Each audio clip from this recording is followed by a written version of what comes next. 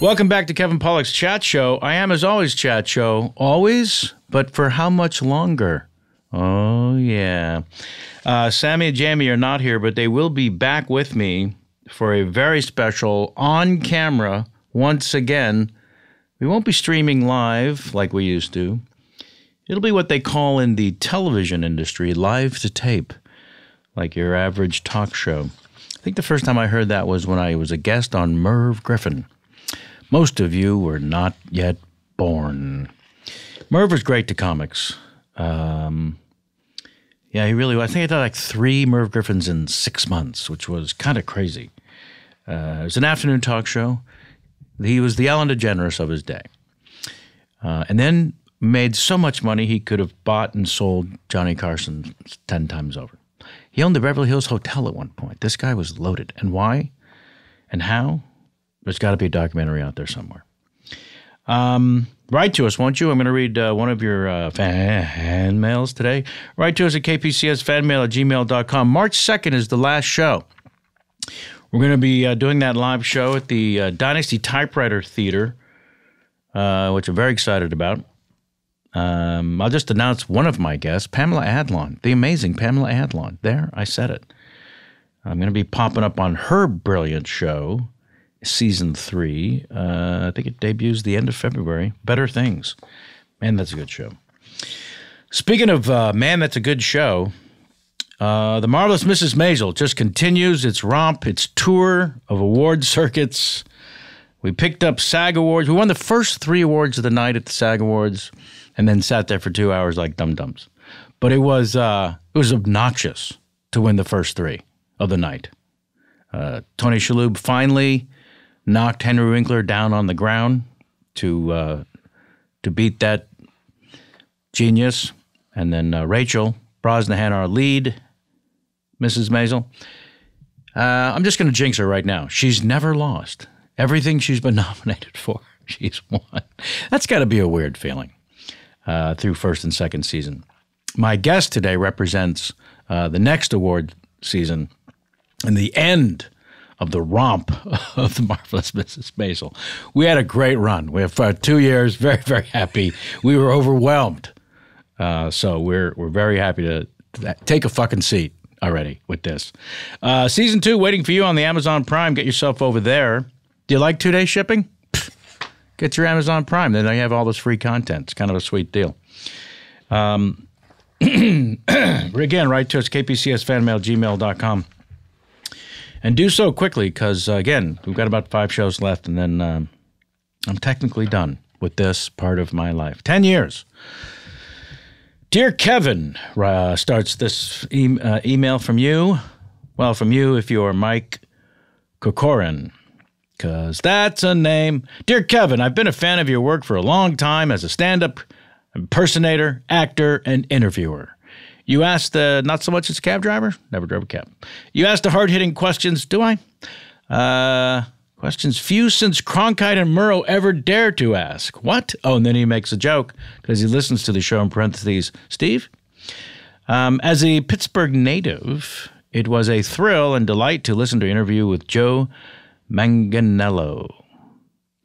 Especially to learn you have, through Jamie, my better half, also from Pittsburgh, joined the Yinzer by proxy, ranks shared by my own better half and the lovely and talented Ms. Vergara. He's connecting all the dots here, this Mike Corcoran. I grew up a stone's throw from Ambridge and highly recommend Alexander's on Merchant Street. Next time the two of you are out that way. Well, thank you, Mike. Question for you. Finally. Now that you have added director to your repertoire, is there any inclination to take on directing a comedy special to blend that with your stand-up expertise? Thank you for the laughs and great interviews. Go Pens! Mike Corcoran. No, Mike, there isn't. Thanks for the question. Sure. No, I think I would do someone a solid if I were to direct their stand-up special. Because I was very inspired. My last HBO hour stand-up special, back when that meant something, it was directed by David Steinberg, who went on to direct a lot of TV, but he was a stand-up comedian hero of mine. And to have him as our leader, it led to arguably some of my proudest comedic work. That is execution of idea. Madonna's movie Truth or Dare had just come out. The black and white backstage, color in concert. She chose to document herself, as David explained. Whereas the Beatles or other people were asked, "Can we document you?" Madonna said, "We're going to document me," and then that became something to make fun of. So, Stop with the Kicking was the name of the special, and I did a black and white mockumentary backstage and the color in concert. She had a circle prayer in her backstage thing, and I had a circle prayer in mine. I fired someone during the prayer. I portrayed myself as a complete asshole lunatic, and it was super crazy fun. And Robin Williams did this beautiful piece. I don't know where you can get Stop with the Kicking. I may have to reissue the fucking thing because I technically own it. Yeah, I'm just discovering this now. I'll do that with all my free time after stop doing this. I'm going to take a nap now. My guest is just staring, which is not cool. I will read this last tiny email from you, kpcsfanmail@gmail.com. Hi, Chat Show. I'm great. Thanks for asking. I was a bit behind in some of the KPCS episodes and went back to listen to the Ben Lee interview, which was awesome, and heard the advertisement for your Alchemy This podcast. I'm listening to the 3rd Thanksgiving episode now, and it's making me laugh out loud, causing my dogs to look at me funny. Thanks for thinking of this, and please keep doing what you do. I read that sort of a self-serving way because I started this all-improvised comedy podcast where I'm the puppet master, and I've gathered brilliant improvisers. Again, tapping into our guests today. And me and they improvise scenes. Like, I just threw out to them, we take you now to the 3rd Thanksgiving. And Craig Kukowski, who's one of the all-time champs, just played this wonderful Native American who did not understand why this was happening 3 years in. So Alchemy This. Please tell everyone you've ever met to check it out if you like improvised comedy by brilliant and fast and fearless improvisers. Alchemy This. Can't recommend it enough, please. My guest today, he was in the documentary I directed called Misery Loves Comedy. He was on this show. Neither one of us can remember how long ago. We just remember the general area of town we did it in. And I think that's impressive for men our age. And he's on, arguably, I'm going to make the argument, the funniest show on television, which is coming back for what's been called its final season. But he also is a brilliant improviser who co-founded the UCB Theater. Please welcome Mr. Matt Walsh. Matt. Kevin. I'm so very happy to see you again. First of all, you must know Craig Kukowski. He's so funny. Oh my God, right? He is brilliant. He's a great one. Super fast. Super fun. He was on Veep. He played a character named Cliff. Yes. That's right. And Dasariski, I've seen him in many incarnations. Right. He's amazing. Yeah.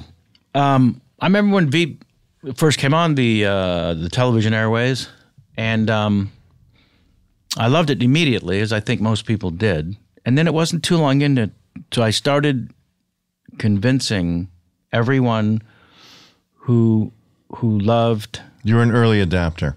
Yeah. Adopter? Sure. Okay. Well, I tried to adapt people's minds to. I adopted it, and then I started adapting. Julia Louis, though, people were so. Seinfeld's the greatest thing ever, and I kept waving the flag. This is the greatest thing she's ever done, and it's because I just prefer the role and the freedom that she's been given, and also a dark side of a character is always super fun for a comedy person to play. Oh my goodness! And then you realize, everyone on the show, except for maybe Tony Hale's character, is dark and has serious self-centered issues. And then I just fell madly in love. And then year after year, it got more interesting and a bigger universe. And then, so I just saw Tony Hale up in San Francisco at Sketchfest this last. So fun. Yeah. Was I there when he was there? Yeah, I was there at the same time. Oh, great. We did not run into each other. Damn it. Okay. It's a big festival. It is. Yeah. And there's 7 shows at every hour. Were you in Japantown at that hotel? I was. Buchanan? Yes, damn it. I'm surprised we didn't see each other. Oh, fuck. Missed opportunity. Yeah. And I was talking to him about the bittersweet nature of an announced season finale. And you guys finished recently. Yeah.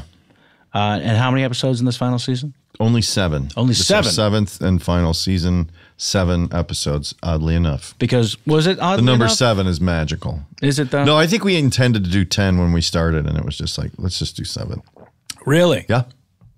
At some point, the writers, is it Mr. Mandel? I think it's Dave and Julia. I think they wanted to be like reasonable hours for everybody. I didn't think they wanted to build in more days for each episode as opposed to like, because sometimes Veep goes deep, like any show, your show might go deep, like 15 hours, 16 hours. And if you're in every scene, that's a lot of work. And It's so too they much. wanted to spread it out over 6 or 7 or 8 production days as opposed to like 6. Yeah. know? We're an hour program, Oh, really? an hour comedy, which is I very have to say I haven't unusual. watched your show yet. I apologize. No But apology I'm necessary. a dad of 3 children, and good I'm news more is- boring than self-centered. The good news is it's there waiting for you should you need it. Okay. Yeah, it's on the They're parked, right? They're parked on the internet somewhere. on the Amazon Prime. They're Just like dial it digital right up. discs. I just put a quarter in and That's right. You put a quarter in your bed, it vibrates, and then the show comes on. It's magic. is but the show better when mechanical fingers are rubbing you? What isn't? That's true. And a glass of wine. Yeah. Our lead, Rachel Brosnahan, our scripts come in around 80 pages because it's an hour. And she'll be in like 70 of them. Well, there you go. That's a tremendous, It's insane. that's a Herculean task to carry a show. You're on a isn't it? soap opera at that point. Yeah. But because it's Amazon and they don't know you don't really need to spend this much money, we're getting the luxury of 12 days sometimes. Oh my God. Sometimes more. People would be so jealous. So every now and then, well, you want to be jealous. At our table reads, there's a carving station. There is not. There is. There is not. There is not. Every table read looks like a wedding. There are flowers. There are special designs. There is a group of caterers. I could see once, like, you know how when our like, talk about decadence, like when our show was leaving, there was a lot of tears and we had a nice dinner with the cast and we all, I connected to, I think it's a bittersweet thing because you're leaving when you want to be on top because the show's still good. Yeah. And everyone loves each other. Like we're very bonded and everyone's lovely. But you're also like not getting someone saying, oh, wait, we're not coming back. Like it's all planned and it's all like official. So that's the good part of it because oftentimes you're on a show and you're like, don't worry, we'll see it. No, we're not coming back. Like, so that's the blessing of like ending your show on your own terms. It's like the rug is not being pulled out from underneath you. Yeah. But the point of it all is that run at the end, there was a Cool House ice cream truck. There was a ramen noodle truck. There was the In-N-Out burger truck. Yeah. There was Every like day. the coffee truck. The Jamaican coffee guy came by. Yeah. Just so you folks know, when he keeps saying the word There was a chicken and waffle. truck. There was a chicken truck and then a waffle truck, I believe. Did they crash? No, they were parked intentionally near one another. Sexy. Maybe he made both. I can't remember. Yeah. So that's how decadent our show got. Yeah. So folks, what the Carving station was my leaping off point. truck party is mentioning is while you're working in your 12 to 14 hour days, most of which you're sitting on your ass, but Kind, still. wonderful producers or actors will rent a truck for 2 hours that gives you In-N-Out burgers for free. It's usually like Julia did it and Dave Mandel did too, and then they give you, and then everybody got a thermos. And the whole crew lines up, and it's really Yeah. great. It's a really great break for everybody. It is. Yeah. It is. And it's actually nice, but it gets a little excessive Sure. at the end. Sure. It gets a little excessive at the My end. least favorite version of that was working on an independent film when no one got paid, really. And then they would have a truck out there. And I was thinking, really? You're going to get the truck instead of paying everybody? Why don't we forget the truck? Because that's And just get a better reminder breakfast every day. that you actually have money. And get better breakfast every day. Yeah. Yeah. Yeah. Or give us points. on the 'Cause that's give not us gonna- a piece of the lottery ticket. It's not going to cost you anything. Yeah, give us a piece of the lottery Up ticket. front. Yeah. When can we, as fans, expect the final season of Veep to drop? I think March 28th, ballpark. I don't know if it's official, but end of March will be the first episode. Unbelievably. And it's going to be really good. It's going to be really, the scripts were great. Well, every season it got better and bigger and more exciting and challenging. Yeah. And But it's also challenging to end something. Like I didn't envy the position the writers were in. Do you know what I mean? Like it's a show people care about.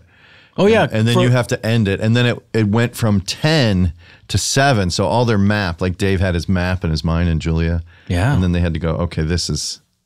And also, speaking of Seinfeld, there's a stunning example of how to completely and utterly fuck up a series finale. Oh, goodness.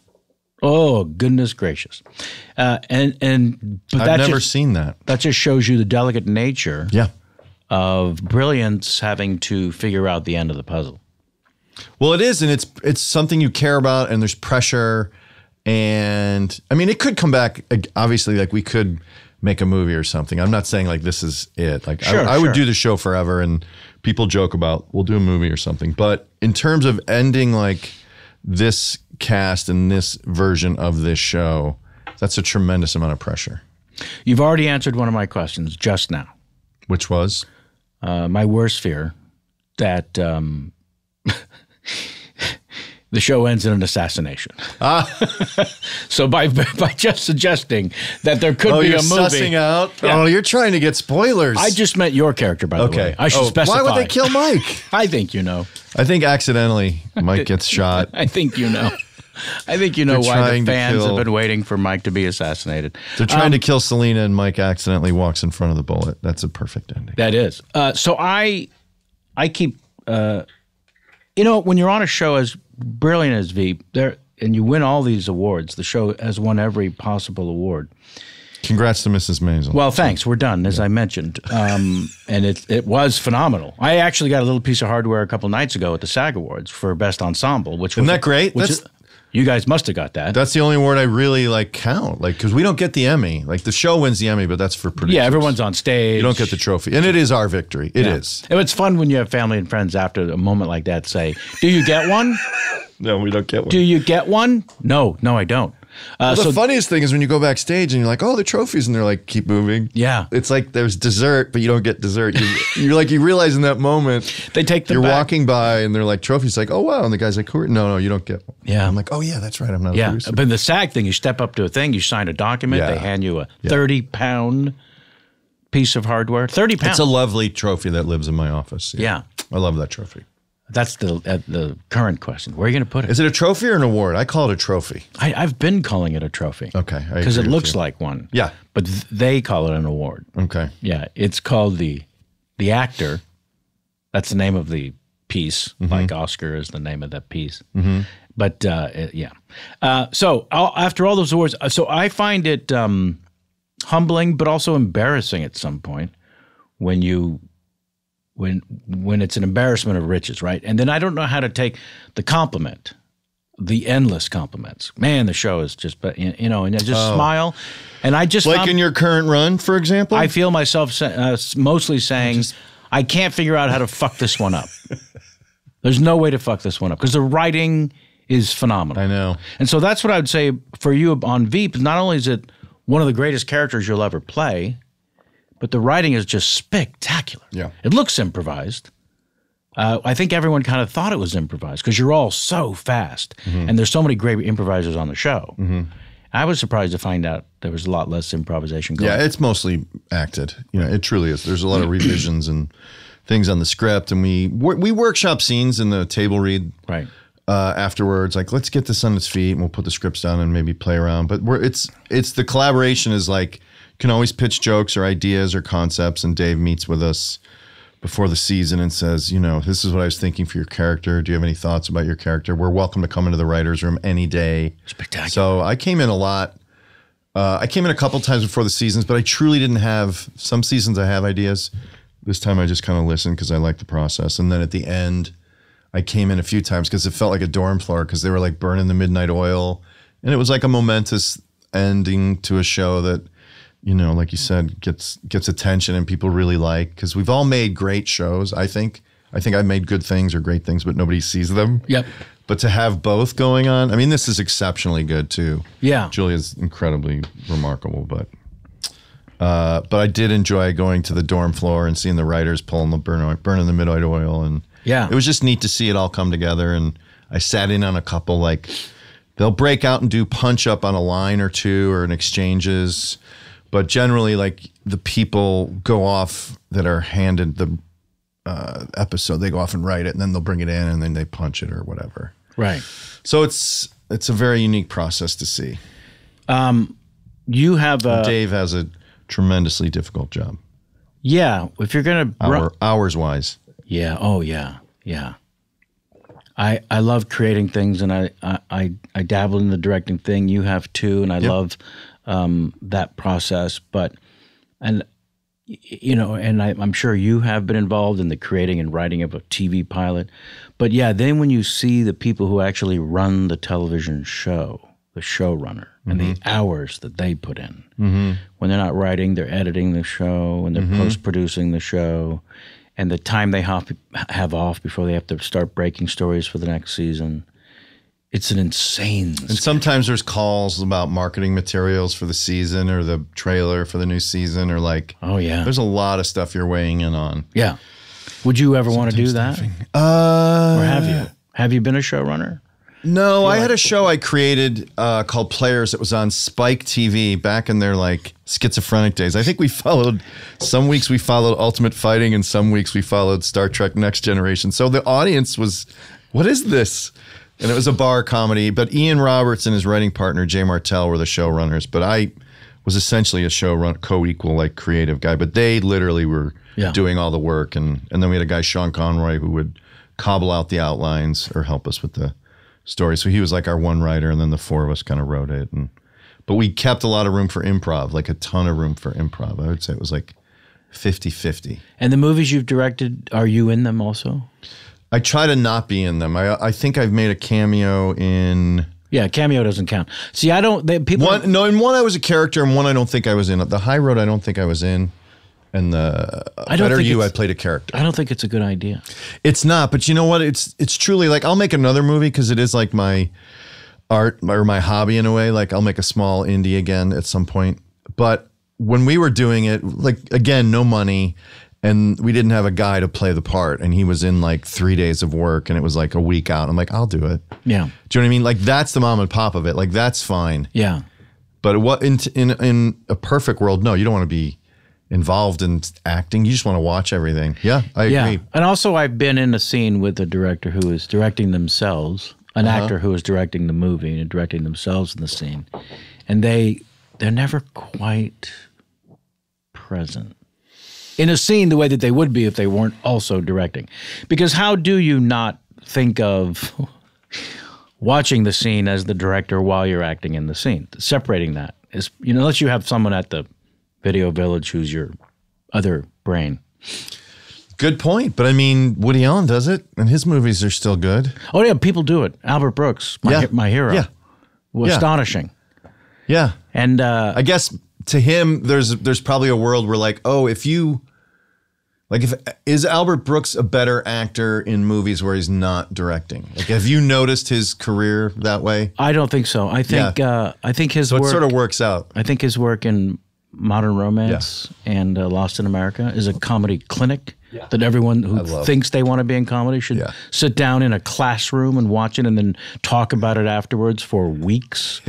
And then you watch what he did in Broadcast News for James L. Brooks. He was amazing. Nominated for Academy Award. Yeah. And then a serious role in Drive. But I think they sort of... If you're the auteur, you're sort of creating a character that you could do sleepwalking. Yes. Do you know what I mean? Like, he created the funniest version of a character for himself. So the obsessed lover. Same with Woody Allen. He's playing, a perfect, he could phone that guy in forever. Right. Yeah.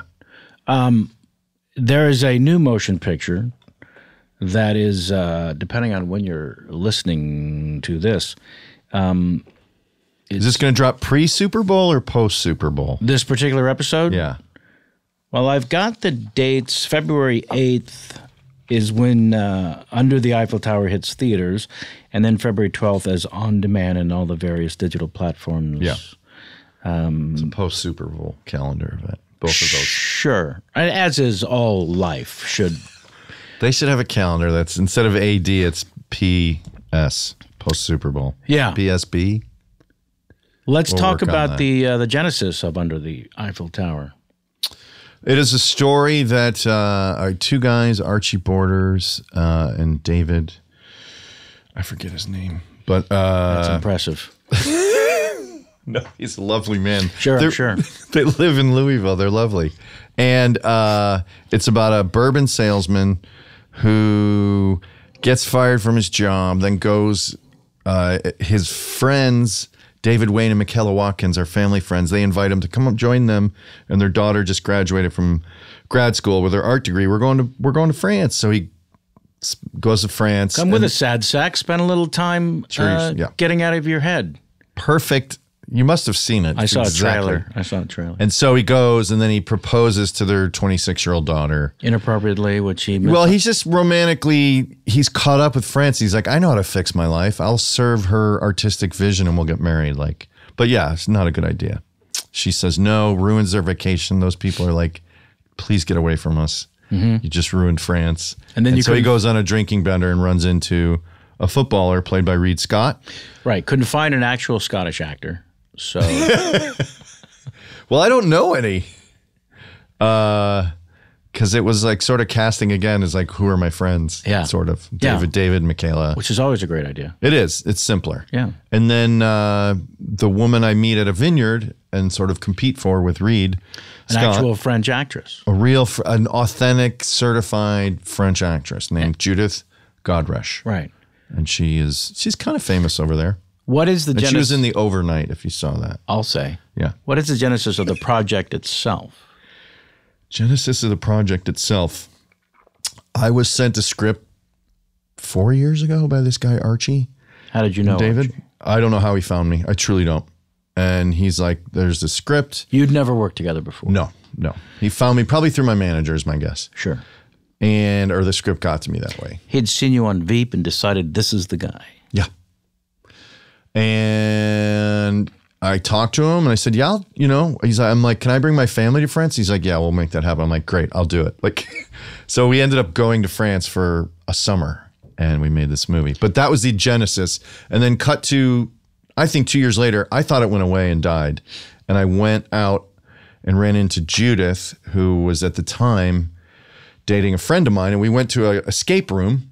And we kind of double dated. And at the end of the thing, she's like, so I guess we're doing this movie this summer. I'm like, what are you talking about? She's like, the Eiffel Tower movie. I'm like, is that still happening? I thought it had gone away. Wow. And she had just been hired on to do it. So she was the lead or whatever, the female lead. And the together, authentic French actress. The authentic French actress. They found their gal. Yeah. I thought it had died. I don't know if the timeline is correct, but that's generally the...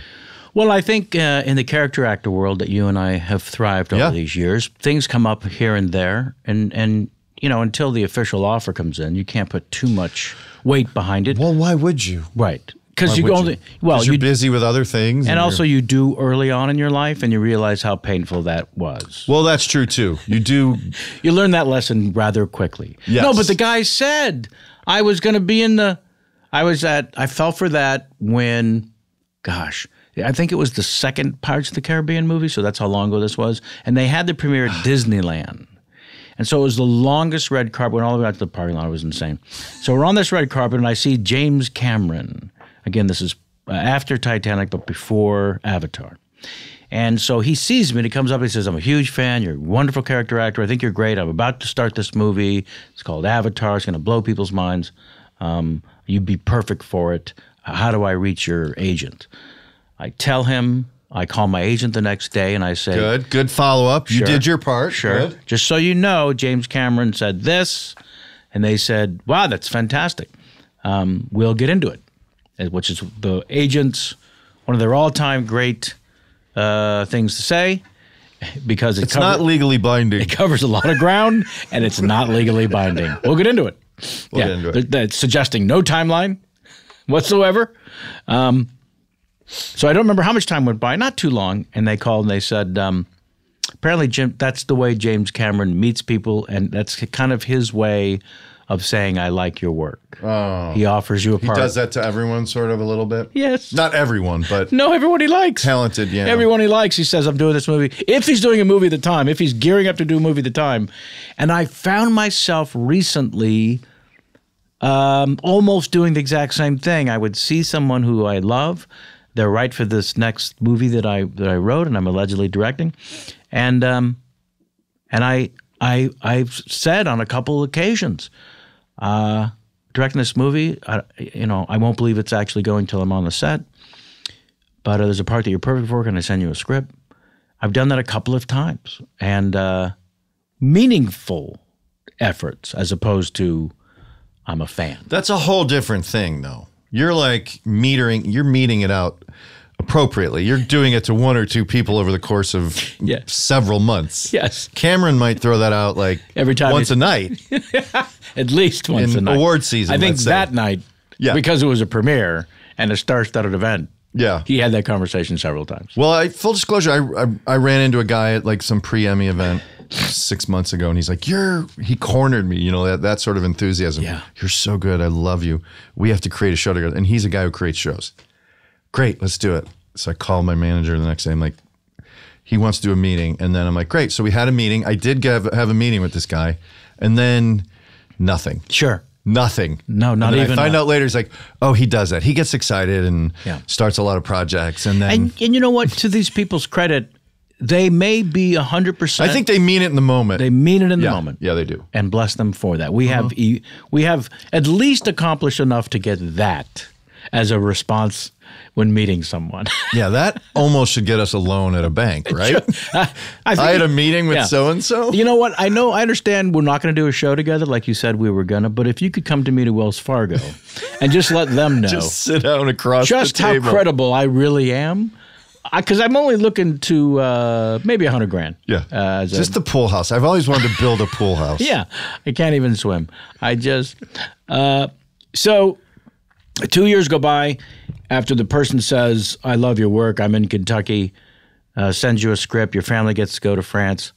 You read the script and you probably said yes to going to France before reading the script. But you read the script and felt good about it. Yeah. And then you knew Judith, this actress who was going to be the authentic French. I didn't know her until I happened to meet her through a double date with a buddy of mine. You just ended up in a escape room adventure. My buddy is an escape room guy. He likes to go to them, and he's like, I'm bringing a date. I'm like, great, let's go. Me and Morgan went, my wife. Had a great time.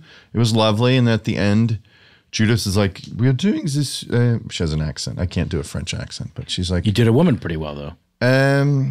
So I guess we're doing this movie in France next summer or whenever it was. She sounds a little German.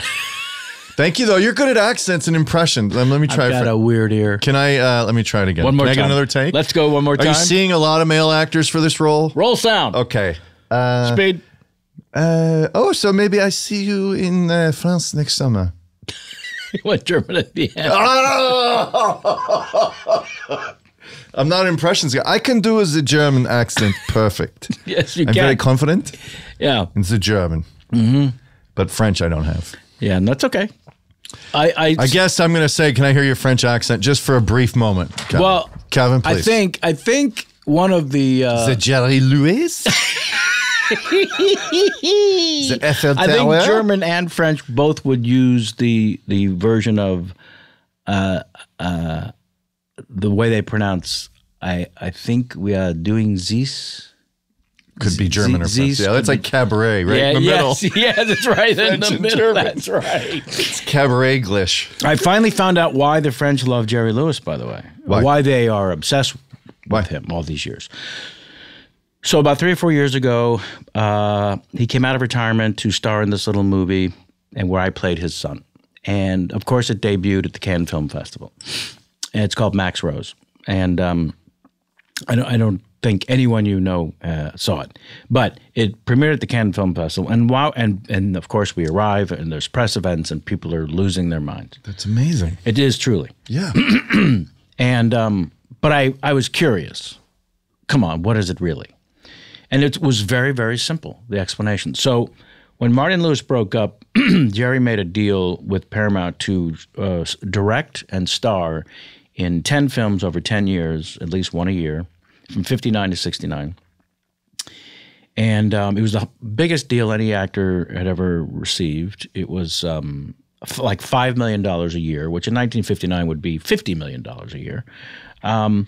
And he was, Martin Lewis were tantamount to the Beatles' success in terms of leaning out the second floor window of a hotel and 10,000 kids down below screaming.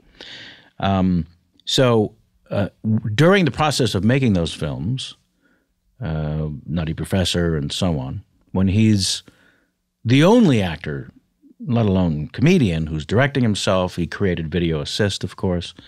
During that process, he starts doing the telethon. Wow. And at the end of those 10 years, he's so into the telethon that it sort of takes over his life as he's drifting away from, I don't know, whatever version of fame he had at that time in movies. Because it seems like at the end of that decade, it was pretty much going to be over any minute in terms of people wanting, going from the number one box office star as Martin Lewis, the number one box office star as Jerry Lewis, and then by the end of the 60s, it was like, okay, let's watch the Beatles again. Right. And so he got fully involved and then kind of walked away from show business for all intents and purposes through the 70s and 80s. And he did Hardly Working. And 80? Aptly titled, sure. And did not have a big success with that. Yeah. So 70s, 80s, 90s, he has diminishing interest from an American audience.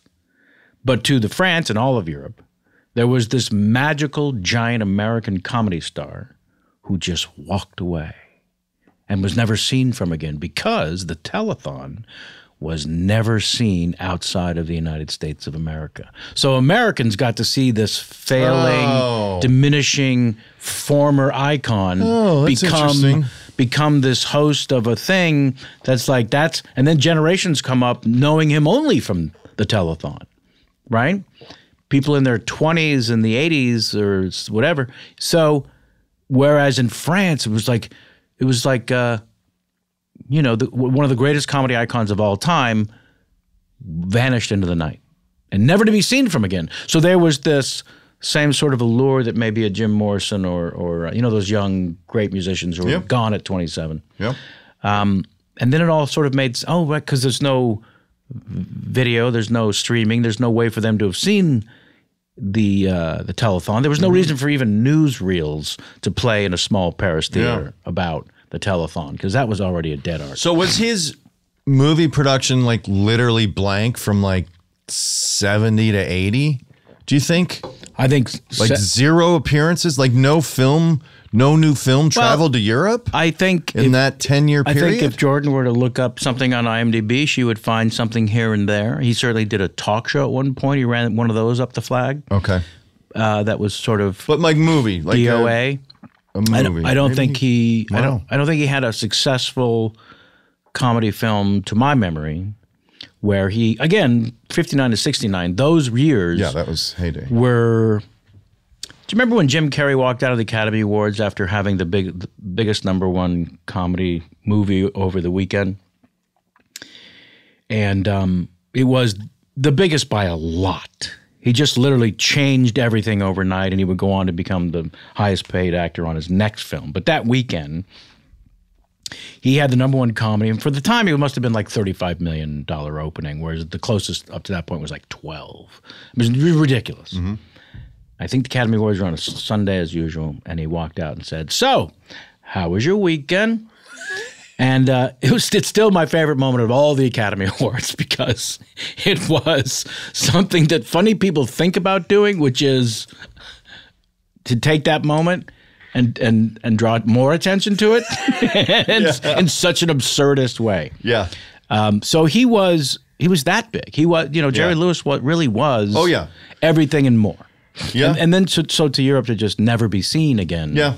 And even if it was a little thing that popped up 15 years later, but that magical. No, but that's a great explanation. I would buy the logic of that. That makes sense because it's very enigmatic to sort of disappear. It's like the cowboy walking out of town and never turning around. And he was still a young man. Yeah. In 69. Yeah. So why Italy and England didn't jump on board with the French, since it's all of Europe at this point. So That missed out on Jerry Lewis, yeah. Yeah. Why do they not care? So I use this one because it's not plugged in. That makes a lot of sense. Yeah, that makes a lot of sense. As the old man in the sea tried to attempt. All right, let's do this. Is this one plugged in? Okay, Jordan, now I can hear you. What have you got for us? All right, so IMDb does say that he did The Day the Clown Cried in 72, and then No one never- ever That saw didn't that. come out. Yeah, Yeah, no, he that put that in the never came vault. out. What else you Yeah. got? Oh, perfect. And then he didn't do anything until 1980, which was Hardly Working. Yeah. Wow. We mentioned that. So there's literally that. Vanished from That's a 69 great to 80. explanation. And then Yeah. after Hardly Working. After Hardly Working, Get him. he had 82, 82, King of Comedy? 83, 84, 84, 87. When is King of Comedy? What year is that? King of Comedy is 82. Thank you very much. Yeah. Okay, so and that was a brilliant Jerry Lewis, and at the time when he did King of Comedy, there was a revelation of his right. I don't know if he's back. Yeah. But it wasn't the same Jerry Lewis. The Jerry Lewis from 59 to 69 was a child man who was loud and a clown and obnoxious on purpose. yeah. And yeah, and then he was so brilliant as a dramatic actor and King of Comedy. It was insane. Yeah. Jerry Langford. Oh, my God. Yeah. Yeah. Let's try to come back all the way from that. Well, it sort of relates to like Veep ending on its own terms is the only thing I can draw a parallel to. Is when you do something and people care about it. Like he was better served. Obviously, his legacy was much better served on the French because he did just shut himself down, and they weren't buying or consuming a depleted version of their ideal. They didn't see him It was fall from perfect. grace. Like he probably made clunkers in that 79, 60, 59, 69, but they were representative of what he was in his prime. Yes. And then when he got out, it's a vote for like Getting out on top and being careful with what you put out there, I guess. Basically, like you often do things as character actors. You want to stay busy and work, but sometimes you do yourself a disservice. Yeah, I tried to explain it to some. When A Few Good Men happened in 1992, I went from auditioning to getting offers sort of overnight because you're in the right thing at the right time. And then I ended up doing too many movies in the 90s. Because I came. I don't blame you, man. But I came from stand-up comedy where when they offered you stage time, you took it. Here's a gig. Yes, there was no, well, I don't know if this will serve my career. You just did every gig that came your way. And eventually, I remember the big thing was I stopped doing New Year's Eve. I'm not going to perform on New Year's Eve anymore, which was the biggest paying night of the year because they charge more and they paid you more. And you could go anywhere at some casino and make a nice chunk. But you're playing to drunks and it's the worst gig of the year and you just hate yourself every minute you're on stage. Yeah. But I said yes to everything as a stand-up because that's also how I got stage time and how I got better. So in the 90s, when I'd been auditioning for 10 years and had done a couple things, but clearly not making a mark of enough other than to get more auditioning opportunities. But I mean, I went on hundreds of auditions where it felt like they were saying, how about anyone but you was going to get this? Right? Do you know that feeling? So it's a film called Anyone But You. Yeah. Come on in. Yeah.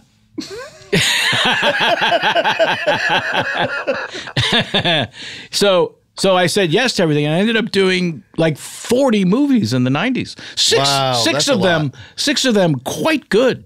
Oh, I'm sure. But that's a horrible batting average, 6 of 40. Yeah, right? That's a lot of swings.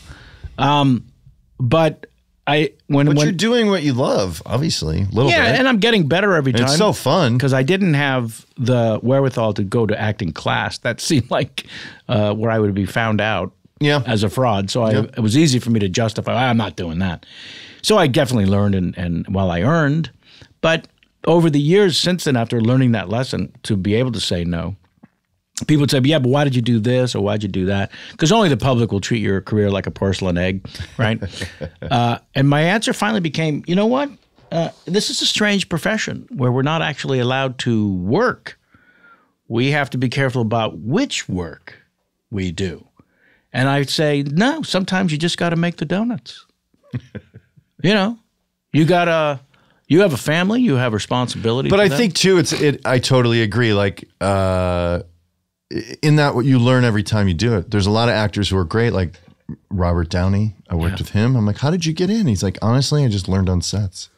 He's just like, I paid attention and I had a 5-minute conversation about it. But that's what he was saying. He's like, I didn't really do a ton of acting classes ever. He just kind of grew up, on sets. And like the same way you can direct, your exposure to sets and how they function and how a call sheet works, like all that stuff you're absorbing is paid off to produce and direct. Like you're learning the whole show beyond the acting of it all. And you've been around on the sets also long enough to see actors do certain things and where you think, at least to yourself, ooh, I wish I could give them a note. I'm not gonna, because it's not my place. Yeah. In fact, I'll go run over to the director and give it to him. See if he passes it along.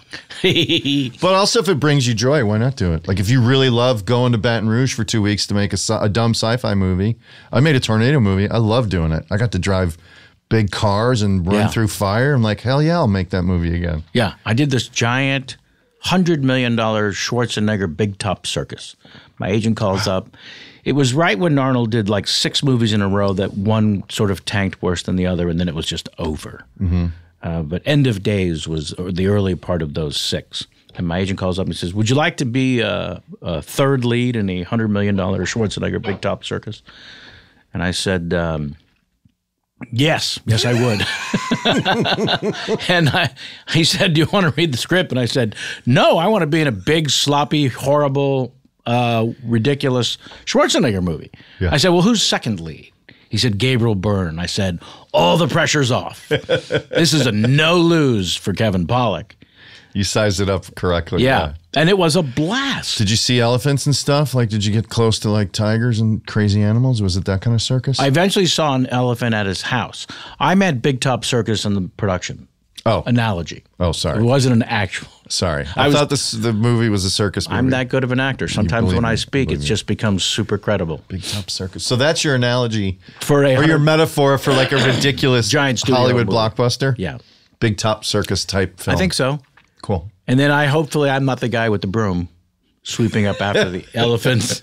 That's my favorite show business story. Yeah. Is this really what you want to be doing in your life? What? Give up show business? That is a classic. Who were mentors for you along the way that inspired you? Because you've just given some very inspiring words in terms of do the work, learn the craft on I came out of like I made my bones.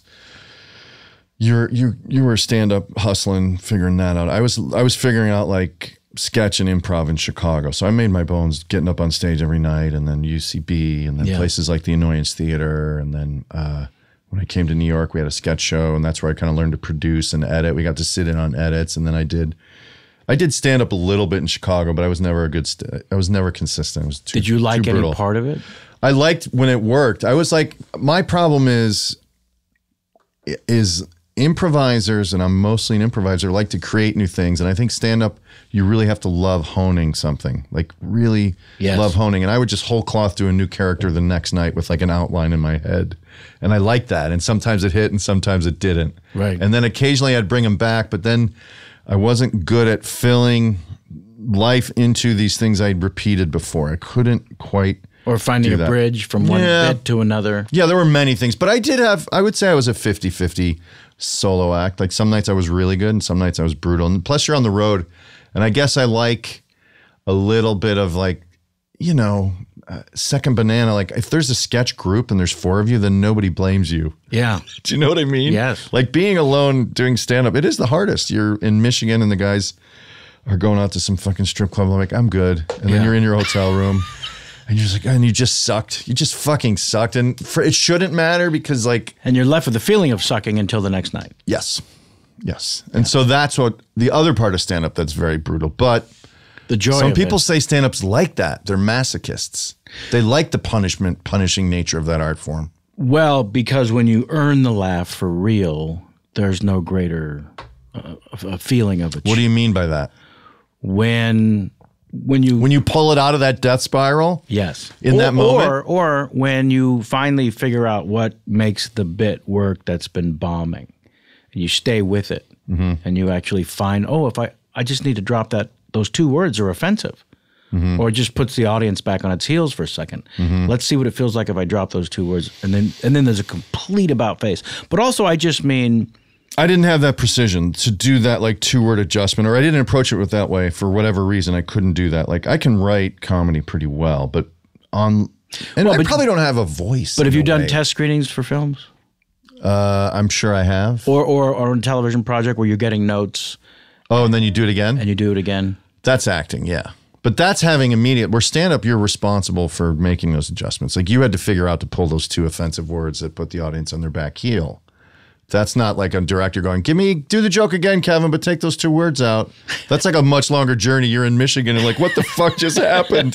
Why did they why is my life not worth anything? My parents don't even love me. That's the punishment. Yeah. Yeah. Yeah, but I also meant stand-up is akin to a boxer because you have people in your corner who you can train with and can help you on the journey. But when you step in the ring, it's you and your wits and your expertise and your timing and your training.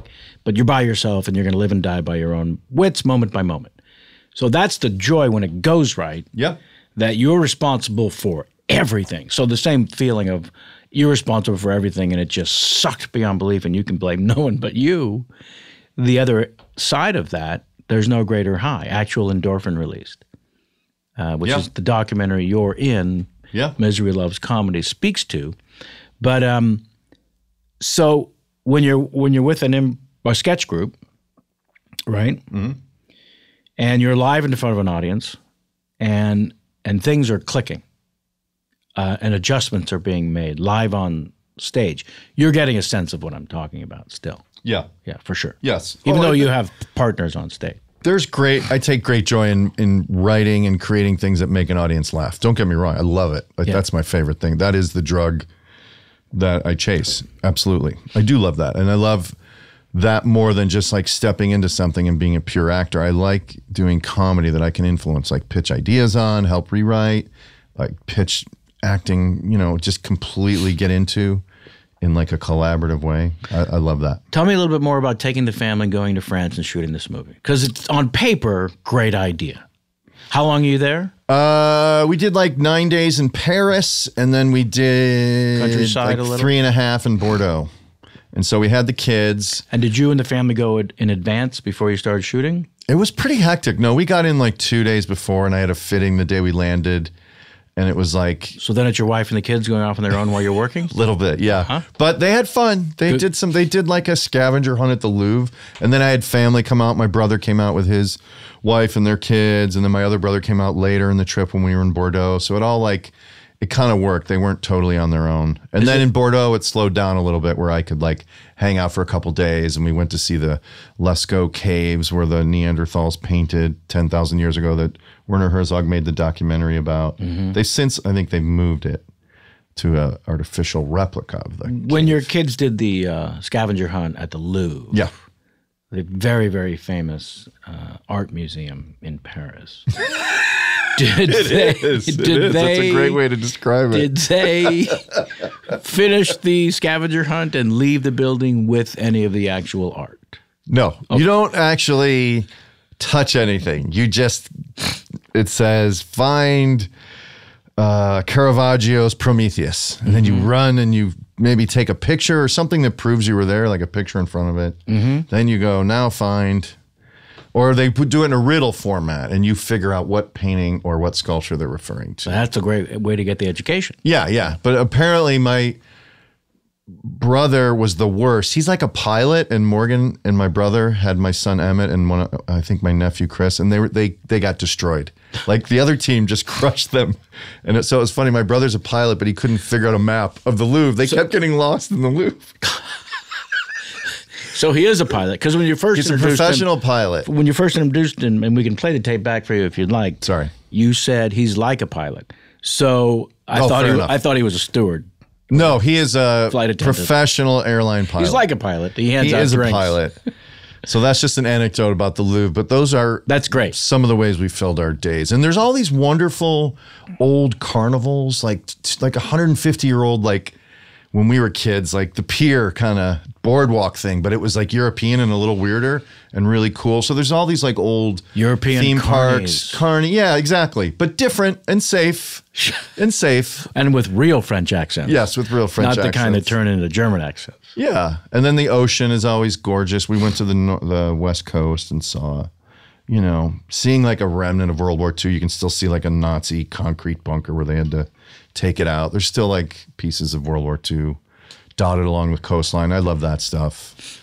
So yeah, and then we spent a lot of time, and we had one terrible The first place we stayed on Airbnb was a nightmare, and the kids were getting like bugs bites on their ankles. Sure. And then Morgan was dealing with them because I was working, and they said like they were very rude in French about it. They're like, "Well, you are the first Americans we have ever rented to, and we've never had problems until the Americans show up and live in our house." And we're like, "Fuck you," because everything was fucking like. They just shove things in drawers. Like we didn't have any drawers. You know what I mean? Like Airbnb is like, give us like 2 drawers and you can have the bottom 2 maybe, or give us all the drawers. Do you know what I mean? Like there was shit everywhere. Like the first 4 hours we got there, I was like making room for us to live there for 3-4 weeks. Yes. So it was a nightmare. And then we lucked into. That's the new version we need to create of Faulty Towers, that people have been chasing that ghost for 30 something years. An Airbnb? Where the owners are French and the drawers are full. Because what it sounds like to me... Maybe the family can't get out of the contract? Yes, because what it sounds like to me is this was a family who heard about the process of Airbnb and said, or thought or discussed, we have zero empathy or even care anticipation about our clients' needs. Yes. This is a way to make some money. Yes. And when they get here, fuck them. Yes, exactly. That's 100% true. 100% true. Which is always waiting for you in the Airbnb world. And it was. And we had to get out of it. Morgan did the negotiating with Airbnb because you put a deposit down. So we were already in for like 4 weeks, which is a lot of money. I don't remember what it was. So she had to take pictures of everything and like... Because the idea is you give them a bad review and they eventually get kicked off the list. Yeah. Airbnb. Yeah. Yeah. It was a whole ordeal. But again, there was some fun. They had a really weird treehouse in the back that the kids loved. So the kids sort of enjoyed it. You know, they enjoyed it. And once we got into the... scratching their ankles. Yeah. When we got into the new place, we had a pool and it was lovely. And it was great. Yeah. So that's another anecdote about making a movie in France. First time your kids were in France? Yeah. Great. It was amazing. Best part. Oh, it was amazing. Just going in the morning, getting your croissant at the local joint, or getting they were big on, unfortunately, decaffeinated lattes. They got to drink decaffeinated lattes when they were in, so they're addicted And was to there coffee. any disclaimer or warning you gave to the kids, knowing as adults that maybe there might be people in France who are not fond of Americans by tradition? You know what's funny is they don't, like Americans and Californians too, we value our children so much. Like there is this culture of like artisan child raising where you've seen it, where it's like everything's perfect and my kid would never do anything wrong, you know, or my kid is so special like no other kid on the planet has ever existed. So the French are similar. No. They're not like that. They're the opposite. So my like Rugrats were in this like pottery barn and they were getting a little rowdy and they were like instantly hustled out of that fucking store. And that guy was full on rude. He's like, go, get out. I don't want those children in this store. Get out. Yeah. Like, what just happened? And they weren't animals, but they were just loud Americans. Mm-hmm. So there's that difference. And then we were in Bordeaux. But was there any warning to them that this might happen? No, I did not perceive it as an issue that would be difficult to navigate. And ultimately, it wasn't. There was very few instances. But my favorite instance, so I don't forget. Please. We were walking out of a nice little cream puff shop. That's the way I would describe a circle, my finger in a circle. Describe cream puff shop. A cream puff shop. These delicious pastries with whipped cream in them. They're fucking amazing, and they had a couple different flavors. And we went there, and we were leaving there in the old cobblestone district of the thing, and my son Emmett had a metal water bottle. Imagine that on a cobblestone street. And we were walking away, and there was a French guy in front of us, and like it dropped, and it went like cling, cling, cling. This fucking guy in front of us looked at him as if he had just farted on a microphone. Like the rudest possible thing you could do in a common street where other people were fucking walking. He just dropped. It was hilarious. It was actually hilarious. I looked at the guy, I'm like, I think that guy's upset that you dropped a water bottle, Emmett. He's upset. It was crazy. And did you and Emmett both laugh? We did. Good. We did. Yeah. It was, so there are those differences occasionally, but generally I got along swimmingly in the French. You know what's fascinating about French production? Please tell me.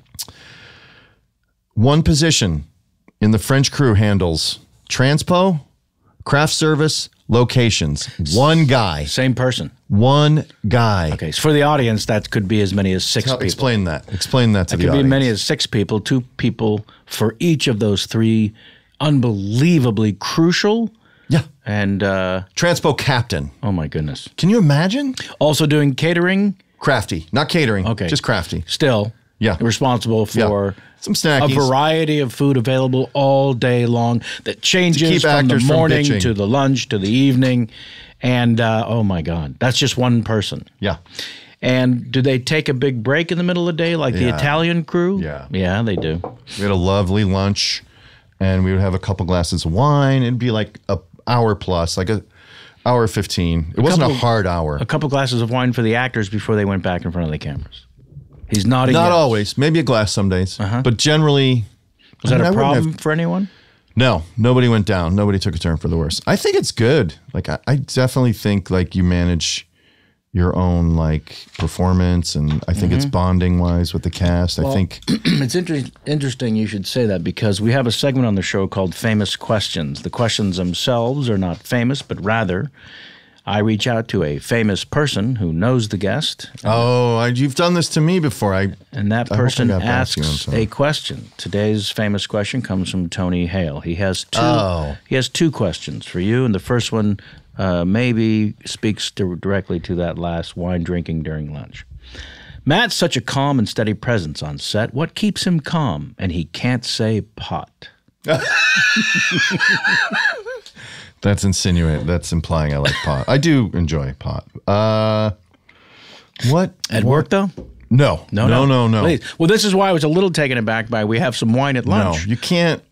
I can't. It's a very hard thing to do because I there's a can't, lot of no. concentrating necessary to complete your task. Yes.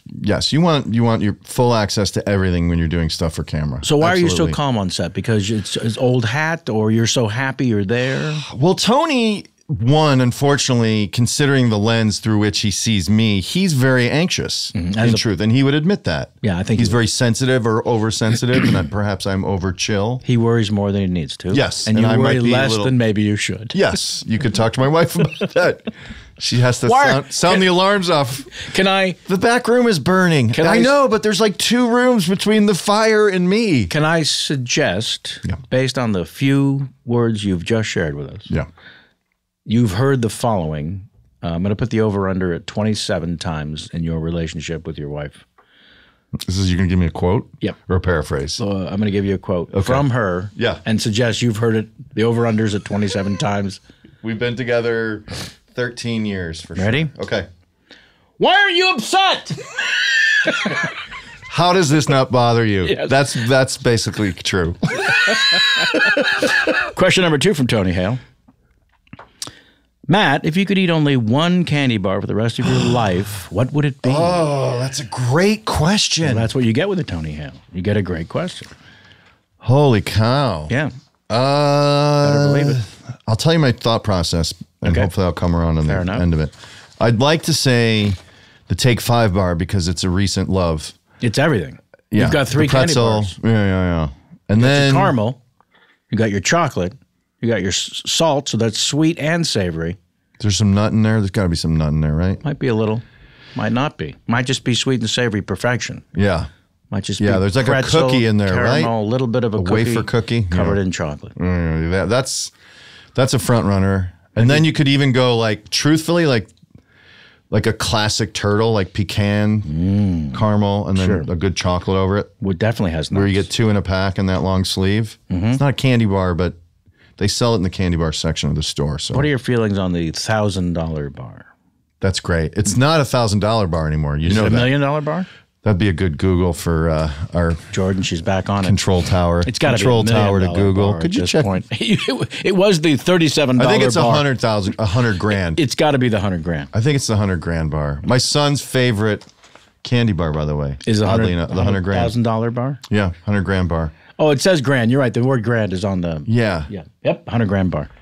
And then the payday has always been a staple too. Wow. Simple payday. I don't think we would get that if we polled 100 And people. the last one, Charleston Chew frozen. Well, the tooth breaker. It was at least that. Yeah. No, a dentist loves you eating the Charleston Chew frozen. Yeah. I'm surprised Snickers did not come up, but Payday did. Payday was confounding because what they did, they had a meeting. Log roll. They had a meeting and they said, look, other people have put the peanuts on the inside. Why don't we be different? What are you talking about, Bill? I'm suggesting we put peanuts on the outside. Outside of what? Everything else. What are you saying? You open the wrapper and it's just a peanut nugget? A peanut log? Yes, a peanut log. Now you're with me. And that guy's fired. Pack up your shit and be out by noon. Get out. But that's it for you. Well, it's a solid, simple, in the way that, like, I also, like, have a strange appreciation for, like, dollar store Cheetos. Like, the syntheticness of some things, there's an occasional attraction for that. The kind you can only get in a dollar store? Like, you get the drum with, like, cheese balls that are in a 10-gallon drum, like that kind of stuff. I wouldn't eat a whole thing, but occasionally proud of you. The badness of it appeals to me. Mm-hmm. So the Payday, I think, would fall in that sort of white trash world. Let's take you now, then, to a hotel room out there in the world. Okay. By yourself, on your own decision-making process. There's no one there to judge you. You go to the minibar, and you've decided really for yourself, me. Okay. I'm gonna have something. I'm going to have a candy bar. I'm going to have a candy. Okay. What's in there? What's in that mini bar? There's a box what would I of crave? Well, I'll tell you what's in there. There's a box of peanut M&Ms. Okay. Oh, you're going to give me choices. I'm going to tell you what's in there. Multiple choice. Oh, this makes life so much There's a box easier. of peanut M&Ms. Well, inside the box, of course, is a container of some sort, plastic or otherwise, where the actual peanut M&Ms are in, but they've packaged it in a box. Thank you for art directing this, this hypothetical. Uh-huh. And then there's a Snickers. And then there's a Snickers straight up in the plastic. There's no secondary wrap around the Snickers. It's also eco-friendly. Also, no secondary packaging is the rarely chosen Kit Kat, which I'm all in favor of a Kit Kat, but for some reason you're going to go Kit Kat. I would go Kit Kat, yeah. You know why? Because I like the funness of like having 5 things to eat. I'm going to say 4. 4? Still. Can we Google that real quick? You're going to break them. You're going to break. At the studio. They really did figure out the physical nature. 4, right? I'm insane if I think it's an 5. even number. I would bet my house on it. You bet your life on that. The bank owns. Yeah. But they really did figure out the physical joy of breaking from one row to the next. Yeah. Yeah, and it's a compulsive. Every now and then, you'll completely lose your mind. There's probably some sort of alcohol involved for you when this happens. Oh, when you hit the minibar? Sure. When you bite into the Kit Kat without breaking the individual tracks. You just take a bite out of the corner. Never. It's never happened. Never. That's like biting a turkey without carving it. It doesn't make sense. It's wow. You're disrespecting the essence of that moment. Corey and Post, can you isolate that last piece? I'm going to send it to the folks who own Kit Kat, and I'm going to try to get my friend Matt Walsh. Let's get a case for Kevin and I, job. Please, for next Halloween. Oh my God, that's fantastic. Okay, so folks should go out and see the Under the Eiffel Tower. I also want to know, when a guy approaches you and says, I'm in Kentucky, I've written a script, I want you to do it. A couple of years go by, you meet the lead actress on an escape room adventure because she's a date of a friend of yours. Girlfriend, yeah. Oh, okay. Are they still together? No. Glad you brought it up. It's a date. Yeah, I'll go back to date. Yep. Let's go back to date. It didn't last super long. No. And let's not even blame anyone. No. For that. Let's not point fingers. No. There's no blame in love. I'm going to say that song. I'm going to say your friend, even though I don't know who your friend is or have met. I'm just going to suggest. But this thing finally happens, and you realize not only are you going to be able to take your family to France to do this movie, you're number 1 on the call sheet. Yeah. And producer. Yeah. So how much of your producing skills are actually insisted upon?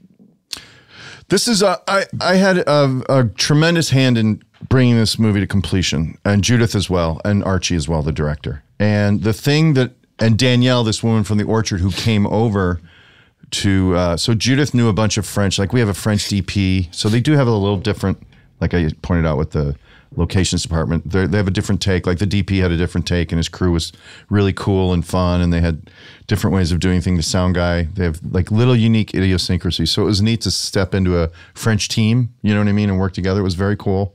And they were amazingly gifted, and they have like there's a real separation between indie and commercial over there. And like these pack of rats, these indie guys, they stay indie. They don't like do commercials necessarily. They sort of like scoff at the guerrilla film. They keep it true, and they try to make art films as long as they can. And then of course you sell out and you make money. But like, whereas here, like you do whatever you want. Like you want to do a commercial tomorrow? Okay. And then we're going back to the indie. And right.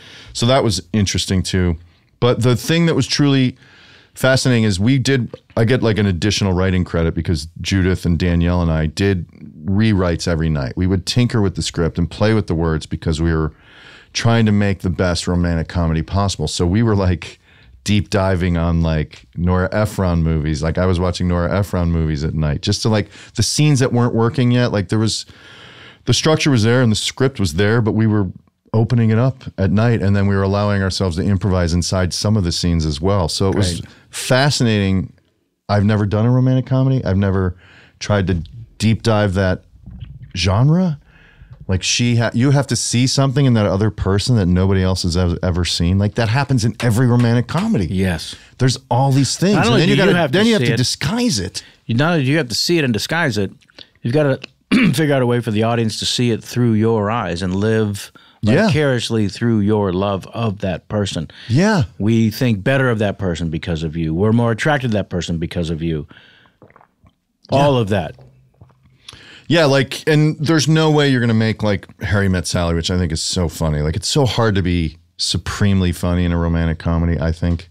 So it was just I loved it. It was a deep dive into the structure and like the truths about romantic comedies and what, makes people, even like wardrobe choices, like so much thought goes into it. It's fascinating. It's just, it's a genre unto its own. Whereas traditionally my training is in like even in Veep, it's kind of like, what's the funniest way and how can we get, say, 10 laughs in like 2 minutes as opposed to 2 laughs in 2 minutes. Do you know what I mean? Pack it all in, get greedy. Let's figure it out. It is the one thing about Veep that instantly made it more special for me in my comedic taste, that people are talking over each other. They've all got their own lives and their own agendas, and they're not necessarily even aware at times that anyone else is even in the room. They all have to accomplish something in every scene as individuals, and they're, as I said, talking over each other. And it's really, as an audience, you're like, which one of these characters am I going to sort of follow their thread through the scene? And then you can go back and watch the exact same scene again and follow 2 other people. And it's so intricate and so well done. And it's not an easy dance as a group. It's very dense. Like it's a very dense show. I agree. Yeah. I agree. But romantic comedies, you want them to be simple. Yeah. You want them to be attractive. And like you said, you want to have people kind of tricked into being like, oh my God, I'm that woman or I'm that guy. Like sort of. Right. You know what I mean? Oh, yeah. So it was like it was a wonderful. You had that responsibility. Yeah. And you felt challenged by it. Absolutely. And you came out of it maybe a better actor because of it. I definitely think so. I definitely would do another one, and I really liked all the, and I was sat in the edit for months afterwards, gave my 2 cents on all the edit days, came in. So, yeah, it's a good little movie. I'm excited for you. Yeah. Thank you. Other than watching it on a flight. That's true. It is a perfect New York as LA you suggested romantic comedy. It is. You can see it in 10 cities opening February 8th. Cities like Chicago, LA, New York, Houston, Minneapolis. I should know more, but look in your local kind of. There must be a website. Yeah. Under the Eiffel Tower. Go under the Eiffel Tower, maybe. Just Google that. Yeah, Google that. It'll get you there. And then it goes everywhere February 12th, just in time for Valentine's Day. You can get it on any like video platform, iTunes, and then it'll. Oh, theorchard.com is the. Yeah. Yeah.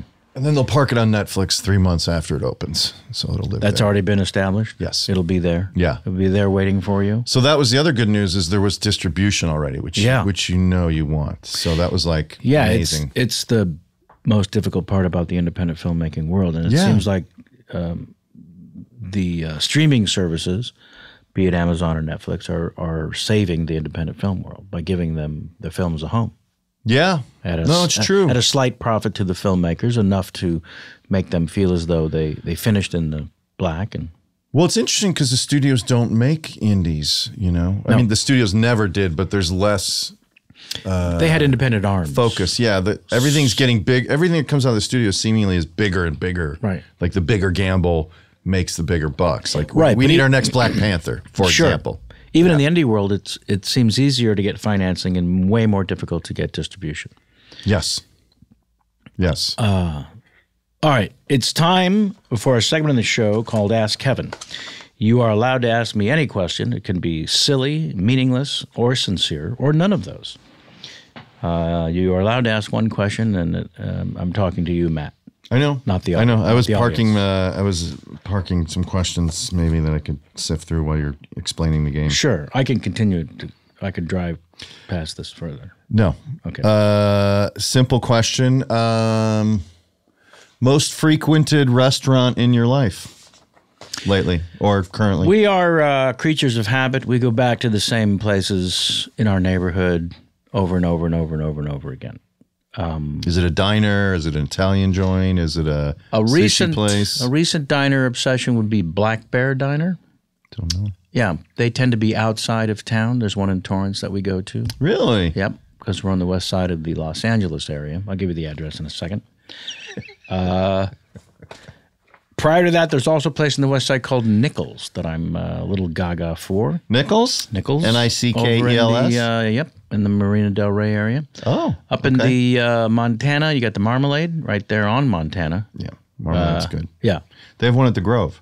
They certainly do. There's several of them, as it turns out. Yeah. But that seems to be a big haunt of mine. Okay. And you? Well put. I'd say lately it's been like Patty's. There's a diner in Tulip. Sure, right by the Patty's. house. Yeah, solid. And then sushi. Tons of sushi on Ventura. Favorite burger in Los Angeles, the greater Los Angeles area? You know, favorite cheeseburger? I almost stopped in at the Apple Pan. That's one of my favorites. I hadn't been there in a long time. That's number one. I drove by the other day and I'm like, should I turn around? I'm like, I can't. That's number one. Yeah. Yeah, for sure. That's my number one, yeah. And then In-N-Out for fast food. I'll do an In-N-Out occasionally. That's your go-to. You know what, though? I'll give a props to Bill's Burgers on Oxnard. Have at it. It's a 92-year-old man cooking on a 100-year-old grill. So it's cooking burgers with his second wife. And he's Bill's. still at the grill, Bill. And it's basically burger. And I think his kid is running the cashier. Mm-hmm. And it's like burger, chips, Diet Coke, and maybe some chili. That's it. And it's a really good burger. Holy crap. Bill's. On Oxnard, between like Van Nuys and Sepulveda would be my guess. Sure. That's a great recommendation. Bill's Burgers. Yeah, you should do that because it's a real... Also, I like the idea that his kids work in the cash register. I don't want the 92-year-old near the money if he's doing... There's a lot of cops, It's a real regular... It feels like it would be in a 1970s detective show that we grew up on. Yes. They'd be stopping at Bill's for lunch. Mannix. Yeah. Uh-huh. Mannix.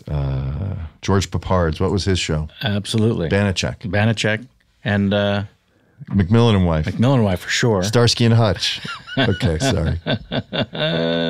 Memory lane. Now it's time for Kevin's pop quiz. Between 5 and 15 points possible for each of the following 3 questions. Once the final score is tabulated, it'll be posted on our website along with the current standing of the top 100. Are you ready? Can I ask a question before you? Sure. What deems something worth 15 points? Me? Oh, just arbitrary. Okay. No, I mean, it's not... Difficulty? Not arbitrary. Are the difficult questions worth more? Yes. Okay. All right. That's exactly right. And thank you for clarifying. And will you tell me what each question is worth before you ask it? Yes. Okay. No one's asked me to. And this is probably 391st show out of 400. And it took that long for I'm nothing but unique. I would like to know what the value is what you're asking. Yeah, before each question. This first question is worth 10 points. Got it. Question number 1. Keith David or David Keith? David Keith. Correct. You already got 10 points on the board. This next question is worth 5 points. Carl Weathers or the weather in Carlsbad?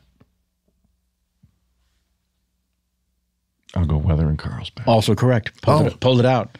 Pulled it out completely. Only and I 5. really saw the wheel spinning on that one. Only 5. So far, it's a perfect score, and this last question is worth the entire 15 points. Oh.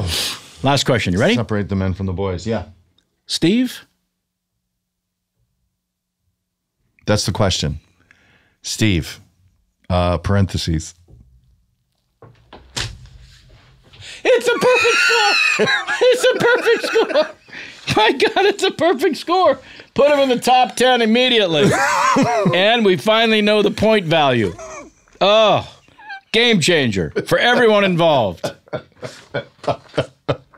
There's your Matt Walsh, ladies and Jews. Under the Eiffel Tower is the name of the motion picture that he stars in, along with a beautiful and brilliant French actress by the name of Judith Godrèche. Correct? You didn't go German accent at all that time. Yeah. And Reed Scott, who you also know from Veep.